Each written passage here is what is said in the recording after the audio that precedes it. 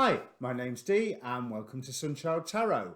Now this is a waning moon reading for the sign in the title below. I'm doing a joint introduction for all 12 of them because it would be a good idea for you to watch your sun and your moon and your rising sign and quite possibly your Saturn and Jupiter at the moment.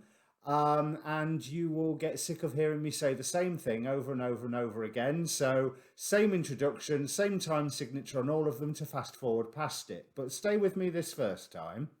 Now, the waxing moon readings were looking at what to increase over the course of the waxing moon, leading up, in this case, to the full moon in Gemini. There are many great astrologers even on YouTube, the Leo King, Soul Garden TV, Anastasia, Cosmic Astrologer, and Adam Elmbas, and Sun Soul TV. All of them have a look at what they've got to say about the full moon in Gemini, the solar eclipse on the December the 26th that we're coming up to, and also the infamous Saturn and Pluto conjunction that is peaking on January the 12th.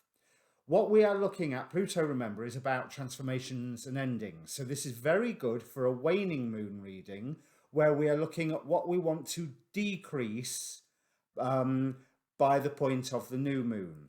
Now is a time for making decisions. Now is a time for saying, that is where I want to be, and I don't want to be here anymore, wherever here, or even more, hopefully, I don't want to be there anymore. So hopefully you've already got some movement out of whatever it is.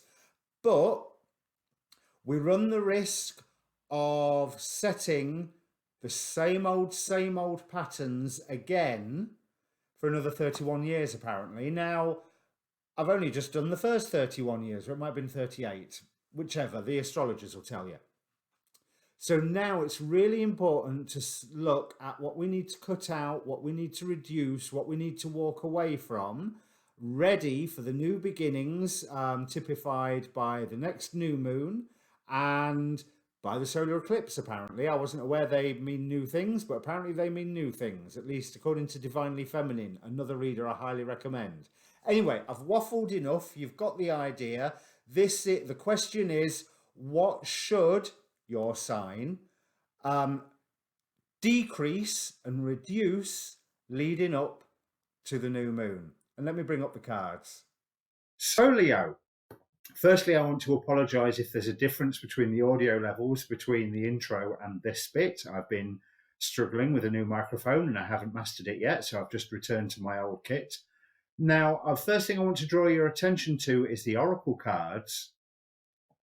A time to give rather than take, self-reflection, again, waning gibbous here, so straight after the full moon is your time for you to look at this, and trust the niggle. What's that niggling feeling trying to tell you? So it rather appears, let me move the camera, it rather appears that there's a lot of internal work being called for you to look at. And what I'm feeling from the actual cards is that there is a new start being offered to you, but you have to stop trying to make things like what they were. That's gone. It's not going to come back. You can make them similar to what they were if you want, but one would hope better, because you may have an idealized version of what things were in your mind that you're aiming for, and reality will never catch up. Or the other option with that is that you need to accept that some things have gone. The time now is to stop pushing forward, or with what I was saying, pushing backwards, because there is a natural momentum for you to move along at the moment. Go with it. But with this Four of Swords, you have to rely on yourself. But what I'm rather feeling is that maybe offering a hand of peace rather than a hand of war would be a better idea. I don't think you need to be defensive or as self-reliant as what you think, considering that we have Three of Cups on the bottom of the deck, and that's typified with the Magician. Let everything around you settle into the way it's going to settle. Okay? Because if you stop trying to make things as they were and notice that there is a forward momentum that you have right now, there is wish fulfillment on offer for you, which will come in really, really, really quickly. Stopping fighting to defend what is yours and what you are trying to build, and just going, okay, if we're going this way, let's go this way. None of this is without your assistance. The god that is supporting you is Hephaestus, the card representing workmanship. So you have been working towards a goal. Just notice that the goal you were working towards, the nostalgic goal, is not the only goal on the path ahead of you. And you can actually do better than that. You can do a lot better than that. So we have the Knight of Pentacles here to here. So this is where there's that forward momentum that I was feeling. Notice what you have achieved already and let it take you where it needs to take you. And you will be defining your own empire in the process of this, rather than trying to recapture something from the past when your efforts already have brought wonderful results. Those results are great. I'm not down crying those at all. Those results are great. But because they're not matching up to what used to be, I think there's a bit of you still trying to, really got to get this finally sorted. And you don't need to. You really, really don't need to. Just relax and chill out.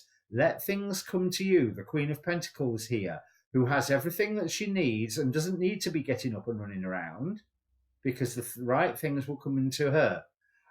Justice will be done, whatever that is meaning here. So I assume by you trying to rebuild what has been before, there has been some form of damage. That damage will be righted. Maybe not in the way that you think it's going to be righted, but actually with a Magician on the bottom of the deck and the Nine of Cups, that wish fulfillment coming into being by you going, okay, new start, new time. I can see I'm heading somewhere and I can't see the end of the road right now, but pretty nice so far. The one thing that is standing against you is strife. So it's almost like you have been fighting to create this how things were. That's not going to happen. Let go of that fight. Whatever the fight is that's going on around you right now, let go of it. I mean, I know that sounds easier said than done, but let go of it, because it's going to sort itself out. And with this Justice card, it's going to sort itself out in your favor. So you don't have to keep hammering in. There might be some tasks that you still are required to do with this workmanship card, Hephaestus, to help bring that to an end. But that's nothing new. It's almost as if you've been working through a checklist of jobs, and if there's some that aren't finished, finish them, and then that's it, you're done. You don't have to worry about any more. And whatever this strife is can resolve itself, but you need to open your eyes up to notice that where you're heading is a good direction. It is a really, really good direction, but it's not going to lead you where you thought it was going to. So just go with it. Okay, so that was shorter than I expected. If this means anything to you, Leo, comment down below. Please press subscribe while you're there. Check out your full moon reading as well. Remember, this is for based after the full moon. But the full moon reading in and of itself can give you a picture of the forces that you're working with and are working against you. In the meantime, Have a look at your sun, moon, rising, Venus, etc. And see you soon. Cheers.